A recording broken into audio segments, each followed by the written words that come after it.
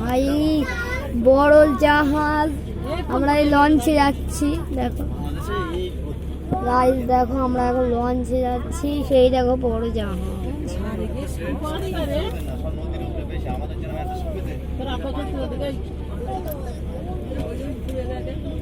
ও ভাই জাহাজে ভর্তি। মুঝে মারো, তুই কি করছিস? ফোন ভর্তি যা বানরে ফোন করে মানে লাভ করে তোর মার ব্যাগ না কিনে দিস তো ফোনে বলে দেবে কোথা থেকে বাই করতে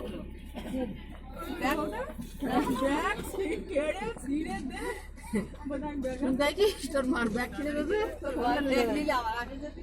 এটা আমার ফোন না, তোর ফোন